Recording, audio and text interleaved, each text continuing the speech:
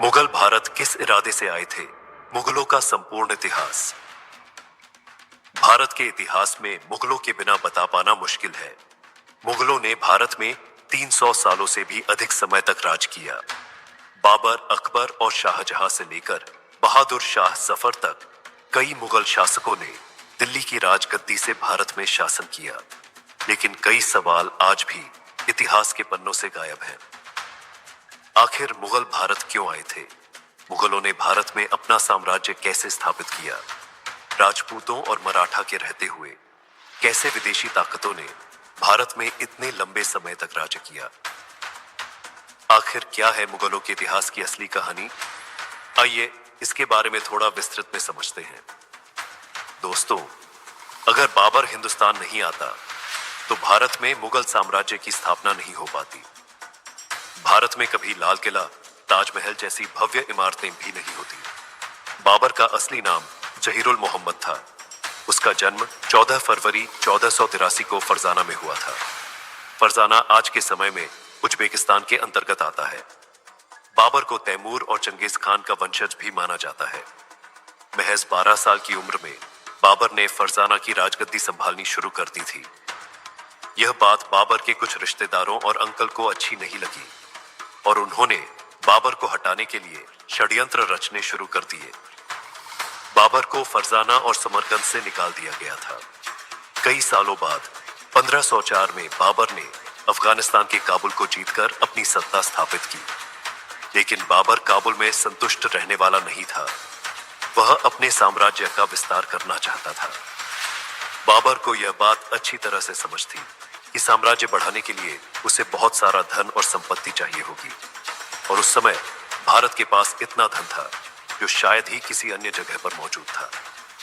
उस समय भारत को पूरी दुनिया में सोने की चिड़िया के नाम से जाना जाता था। 1525 में बाबर ने भारत में घुसने की योजना पर काम करना शुरू किया। भारत को अपनी ताकत के तहत लाने और यहां अपना शासन स्थापित करने के उद्देश्य से उसने भारत की ओर रुख किया। उस समय हिंदुस्तान में लोदी वंश के राजा इब्राहिम लोदी का शासन था। वहीं राजस्थान में राजपूतों का प्रभुत्व था और दक्षिण में विजयनगर साम्राज्य अपनी शक्ति बढ़ा रहा था। इब्राहिम लोदी का स्वभाव बहुत सनकी था। उसे सत्ता से हटाने के लिए उसके चाचा अलाउद्दीन लोदी और पंजाब के गवर्नर दौलत खान ने एक साजिश बनाई और काबुल से बाबर को भारत आने का निमंत्रण भेजा। बाबर को तो जैसे इस मौके का इंतजार था और तुरंत अपनी सेना के साथ वह भारत की ओर बढ़ चला। 15 दिसंबर 1525 को बाबर ने सिंधु नदी पार की। बाबर के पास केवल 12,000 सैनिकों की सेना थी। सिंधु नदी पार करते ही बाबर ने पंजाब क्षेत्र पर अपना कब्जा करना शुरू कर दिया। बाबर के पास एक मजबूत सेना थी जिसमें तोपखाने और बारूद, गन पाउडर भी शामिल था, जो उसे युद्ध में अतिरिक्त ताकत प्रदान करते थे। बैटल ऑफ पानीपत भारत की धरती पर लड़ा गया पहला युद्ध था जिसमें गन पाउडर का इस्तेमाल किया गया था। बाबर एक कुशल सैन्य कमांडर था और उसे युद्ध का बहुत अच्छा अनुभव था। उसकी रणनीति भी अत्यंत प्रभावशाली थी। दूसरी ओर इब्राहिम लोदी के पास 1 लाख सैनिकों की विशाल सेना थी जिसमें पैदल सैनिक, हाथी, घोड़े और बैलगाड़ियां सभी शामिल थीं। इतनी बड़ी सेना को देखकर भी बाबर का साहस कमजोर नहीं पड़ा। वह एक बहादुर योद्धा के रूप में जाना जाता था। काबुल, अफगानिस्तान और उज्बेकिस्तान में आज भी बाबर को एक महान योद्धा के रूप में सम्मानित किया जाता है। कई स्थानों पर उसके पुतले भी लगे हुए हैं और वहां के लोग यह जानते हैं कि बाबर ने बहुत कम सैनिकों के साथ भारत पर विजय प्राप्त की थी। पानीपत दिल्ली से लगभग 60 किलोमीटर दूर स्थित है और आज के समय में यह हरियाणा का हिस्सा है। बाबर ने इब्राहिम लोदी को युद्ध के लिए चुनौती देना शुरू किया। उसने पहले ही अपनी रणनीति तैयार कर ली थी। बाबर ने दुश्मन के इलाके में एक खाई खुदवाई जिससे लोदी की सेना फैल न सके और बाबर की सेना को एक अच्छा मौका मिल सके। बाबर की सेना के कुछ सैनिकों ने कहा कि हमें पीछे हट जाना चाहिए, लेकिन बाबर ने दृढ़ता से मना कर दिया। उसने कहा, हम इतनी दूर तक आए हैं, अब दिल्ली पर विजय प्राप्त किए बिना वापस नहीं जाएंगे। बाबर अपनी सेना की योजना बहुत ही प्रभावी तरीके से बनाता था। सबसे आगे स्काउट्स तैनात होते थे, जो दुश्मन की गतिविधियों की जानकारी बाबर तक पहुंचाते थे। इसके बाद बैलगाड़ियां लाइन में खड़ी की जाती थीं, जिन्हें चमड़े की बेल्ट से बांध दिया जाता था और उनके बीच थोड़ा थोड़ा गैप छोड़ा जाता था। इन गैप्स में सैनिक तीर कमान लेकर खड़े रहते थे और बीच बीच में तोपखाने तैनात होते थे। सैनिकों के पास जो तीर कमान होते थे वे साधारण नहीं थे। उनकी डोरी खींचने के लिए बहुत ताकत लगती थी और एक तीर 600 मीटर की दूरी तक जा सकता था, जो लगभग 7 फुटबॉल स्टेडियम के बराबर है। हर 5 सेकंड में सैनिक तीर चला सकते थे और एक तीर 4000 पाउंड का बल उत्पन्न कर सकता था। बाबर के पास एक अच्छी तरह से संगठित सेना थी। दूसरी ओर लोदी की सेना ने भी मैदान में अपना डेरा डाल लिया था, जिसमें 1 लाख से अधिक सैनिक थे। हालांकि इतिहासकारों ने लोदी की सेना को सेना के बजाय एक मेले जैसा बताया। बाबर और लोदी दोनों ही सामने वाली सेना के पहले आक्रमण का इंतजार कर रहे थे। बाबर यह जानता था कि अगर उसने पहले हमला किया तो उसकी जीत की संभावना कम हो सकती है। 19 अप्रैल 1526 की रात को बाबर ने अपनी सेना की एक छोटी टुकड़ी को लोदी के कैंप में भेजा। जैसे ही बाबर के सैनिक लोदी के कैंप के पास पहुंचे, लोदी की सेना ने उन पर हमला कर दिया। बाबर के सैनिक वापस लौट आए और कुछ सैनिकों की जान भी चली गई। इस घटना से लोदी खुश हो गया और उसने सोचा कि बाबर की सेना को हराना बहुत आसान होगा। लेकिन असल में बाबर ने तो अपने दुश्मन को फंसाने के लिए यह चाल चली थी, जैसे मछली पकड़ने के लिए दाना डाला जाता है। 21 अप्रैल 1526 की सुबह लोदी की सेना ने बाबर की सेना पर हमला कर दिया। बाबर की सेना ने पहले से बनाए गए ट्रेंचों में लोदी की सेना को फंसा दिया। उन ट्रेंचों से बाहर निकलने में लोदी की सेना को जितना समय लगा, उतनी देर में बाबर ने तोपों का आदेश दे दिया। लोदी ने अपनी सेना में सबसे आगे 300 हाथी तैनात किए थे, यह सोचकर कि हाथी जल्द ही सामने वाली सेना को रौंद देंगे। लेकिन इसका उल्टा हुआ। तोपों की आवाज सुनकर हाथियों ने अपना संतुलन खो दिया और वे अपनी ही सेना को नुकसान पहुंचाने लगे। कई सैनिक हाथियों के पैरों तले आकर मारे गए। साथ ही तोपखाने से भी लोदी की सेना को भारी नुकसान हुआ। थोड़ी देर में बाबर की सेना पूरी तरह से लोदी की सेना पर हावी हो गई। कई घंटों तक युद्ध चलता रहा और शाम होते होते लोदी मारा गया। उसका कटा हुआ सिर बाबर के सामने लाकर पेश कर दिया गया। इस युद्ध के बाद बाबर को अपार धन दौलत प्राप्त हुई। इतिहासकारों के अनुसार बाबर ने वह सारा धन जनता में वितरित कर दिया और इसके बाद जनता ने उसे कलंदर उपाधि दी। सन 1926 में 43 साल की उम्र में बाबर ने दिल्ली में मुगल सल्तनत की स्थापना की। लोदी को हराने के बाद राजपूतों ने उसका विरोध किया। पानीपत की लड़ाई के बाद बाबर ने 3 प्रमुख युद्ध लड़े, battle of Khanwa, battle of Chanderi और बैटल ऑफ खागरा घोर। उसने इन तीनों युद्धों में जीत हासिल की। हुमायूं को दिल्ली का बादशाह बनाया गया। हुमायूं के 3 और भाई थे, जिन्हें अलग अलग राज्यों की जिम्मेदारी दी गई थी। हुमायूं एक शांत स्वभाव के बादशाह माने जाते थे और वह कोई भी निर्णय सोच समझ कर लिया करते थे। लेकिन उनके भाइयों का मन हमेशा षड्यंत्रों में ही लगा रहता था। तीनों भाई मिलकर यह योजना बनाते थे कि हुमायूं से दिल्ली का तख्त कैसे छीना जाए और कई बार भाइयों के बीच संघर्ष भी हुआ। हुमायूं पर कई बार जानलेवा हमले हुए। सन 1539 में चौसा में हुमायूं की भीषण लड़ाई हुई और 1540 में बिलग्राम में भी युद्ध हुआ। इस युद्ध में हुमायूं को हार का सामना करना पड़ा और शेरशाह ने विजय प्राप्त की। युद्ध में हार के कारण हुमायूं को अपनी जान बचाकर भारत से भागना पड़ा। कुछ समय तक वह सिंध में भेष बदल कर रहे। इस दौरान हुमायूं ने हमीदा बानो से शादी की और मोहम्मद जलालुद्दीन अकबर को जन्म दिया। करीब 15 साल तक भारत से बाहर रहने के बाद हुमायूं ने अपनी विशाल सेना तैयार की थी। 1555 में हुमायूं ने फिर से दिल्ली पर कब्जा किया, लेकिन उसी साल लाइब्रेरी में सीढ़ियां चढ़ते वक्त उसका पैर फिसल गया और उसकी मृत्यु हो गई। हुमायूं की मौत के बाद मुगल साम्राज्य लड़खड़ा गया और राजा हेमू ने दिल्ली पर आक्रमण कर दिया। उस समय अकबर की उम्र केवल 12 साल थी और वह राजा हेमू की सेना के आगे कुछ नहीं कर पाया। लेकिन मुगलों के पास एक वफादार सेनापति था जिसका नाम बैरम खान था।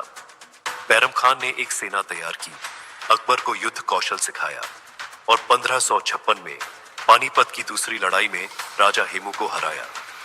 13 साल की उम्र में अकबर दिल्ली के तख्त पर बैठा। अकबर एक धर्मनिरपेक्ष शासक माना जाता था। उसने राजा बनने के बाद लोगों का दिल जीतने की शुरुआत की। 1568 में उसने चित्तौड़ पर विजय प्राप्त की, लेकिन इसके लिए उसे काफी मेहनत करनी पड़ी। दिल्ली पर कब्जा करने के बाद अकबर ने राजस्थान को जीतने की योजना बनाई, क्योंकि राजस्थान के राजपूत बहुत बहादुर माने जाते थे। अकबर जानता था कि यदि राजस्थान को जीत लिया तो पूरे हिंदुस्तान पर शासन करना आसान हो जाएगा। राजस्थान के कारीगरों को हथियार बनाने में महारत थी, जबकि अकबर की सेना में दमशम स्टील से बने हथियार इस्तेमाल होते थे, जो खासकर जंग में दुश्मन का सीना छलनी करने के लिए बनाए जाते थे। अकबर अपने हाथियों को भी चीरा बख्तर नामक लोहे का कवच पहनाता था। उसे हाथियों से बहुत प्रेम था। यदि किसी को मौत की सजा देनी होती थी तो उसे हाथियों के पैरों के नीचे कुचलवा देता था। चित्तौड़ राजस्थान का सबसे मजबूत साम्राज्य था और इसका किला अभेद्य माना जाता था। वहां तक पहुंचने के लिए अकबर ने एक विशेष योजना बनाई। उसने एक सुरंग खोदी जिससे उसकी सेना किले तक पहुंच सकी। चित्तौड़ का किला एक पहाड़ी पर स्थित था और वहां तक सीधे पहुंचना संभव नहीं था। दूर से ही चित्तौड़ के सैनिक दुश्मन की सेना को देख लेते थे और ऊपर से तीरों की बौछार कर देते थे। लेकिन अकबर के मन में जीत का उत्साह था और लगातार प्रयासों के बाद 25 फरवरी 1528 को उसने चित्तौड़ का किला जीत लिया। इस जीत के बाद उसका साम्राज्य 25 लाख वर्ग किलोमीटर तक फैल गया। उसकी सेना ने मैच लॉक बंदूकों का भी इस्तेमाल शुरू कर दिया, जो दूर से दुश्मन की सेना में आतंक मचाने के लिए प्रसिद्ध थी। अकबर की कई बंदूकें आज भी म्यूजियम्स में सहेजी जा रही हैं। अकबर को आर्किटेक्चर का गहरा शौक था। उसने दिल्ली से 250 किलोमीटर और आगरा से करीब 40 किलोमीटर दूर फतेहपुर सिकरी नामक एक नया शहर बनवाया। इस शहर में कई बाग और महल बनाए गए थे और अकबर अपनी राजधानी यहां स्थानांतरित करना चाहता था। फतेहपुर में पानी की कमी ना हो, इसके लिए उसने डैम बनवाए और किले तक पानी पहुंचाने के लिए इंजीनियरों की मदद से विशेष मशीनें तैयार करवाईं। उन मशीनों को उस समय इंजीनियरिंग का अद्वितीय उदाहरण माना जाता था। कहा जाता है कि अकबर ने खुद इस शहर का नक्शा तैयार किया था और शहर निर्माण में उसने खुद भी मजदूरों के साथ कुछ समय काम किया।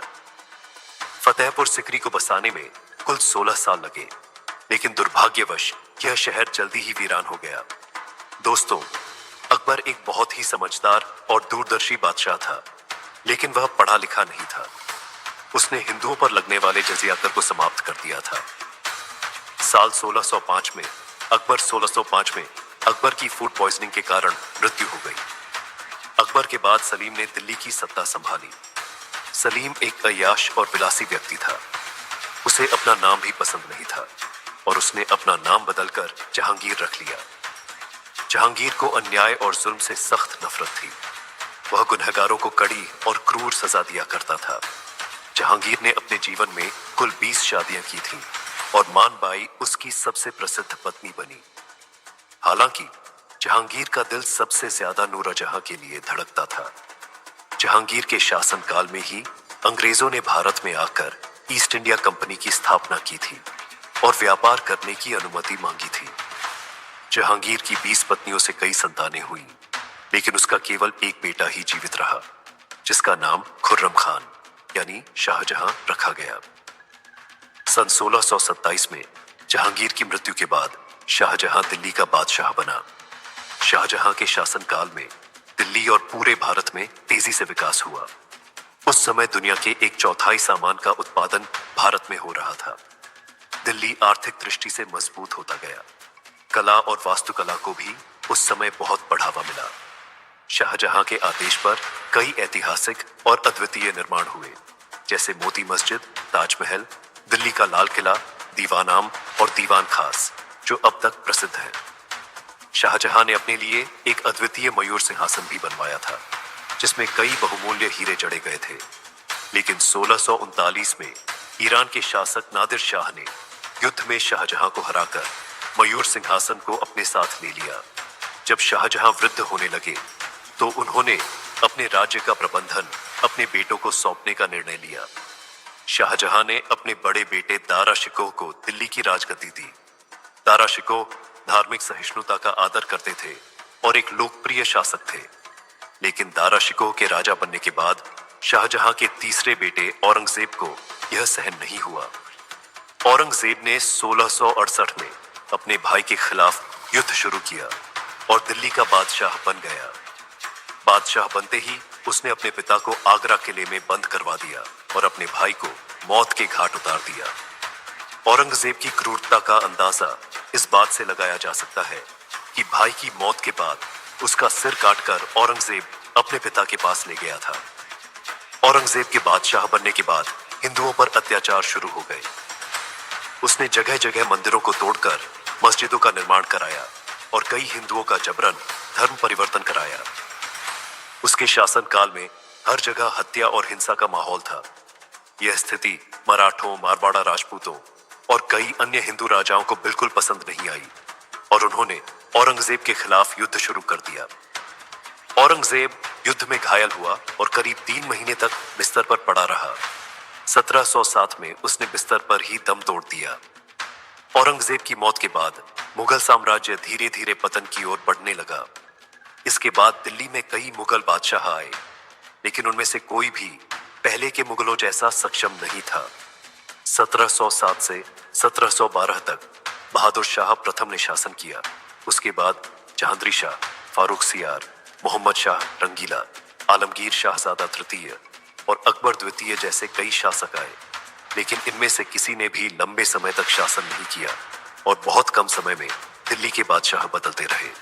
दूसरी ओर अंग्रेज लगातार अपनी शक्ति बढ़ा रहे थे और कई राज्यों में मुगलों का शासन खत्म हो चुका था। मुगलों के अंतिम शासक बहादुर शाह जफर द्वितीय थे, जिनकी मृत्यु सन 1822 में म्यांमार में हुई थी। हालांकि बहादुर शाह जफर की मृत्यु से पहले ही मुगल साम्राज्य का अस्तित्व समाप्त हो चुका था। सन 1857 में मुगल साम्राज्य का दिल्ली में अंतिम पतन हुआ। तो दोस्तों, यह थी भारत में मुगलों के इतिहास की असली कहानी। अगर आपको इस तरह के और भी दिलचस्प टॉपिक्स पसंद है तो नीचे कमेंट करके जरूर बताइए। और अगर इस वीडियो से आपको कुछ नया जानने या सीखने को मिला या फिर यह वीडियो आपको इंटरेस्टिंग लगा तो कृपया इसे लाइक करें और अपने दोस्तों और परिवार में जरूर शेयर करें। अगर आप इस चैनल पर नए हैं तो कृपया इस चैनल को सब्सक्राइब करके बेल नोटिफिकेशन आइकन को ऑन कर लें ताकि आप हमारे आने वाले वीडियो मिस न कर सके। मिलते हैं अगले वीडियो में एक नए टॉपिक के साथ। तब तक के लिए नमस्कार।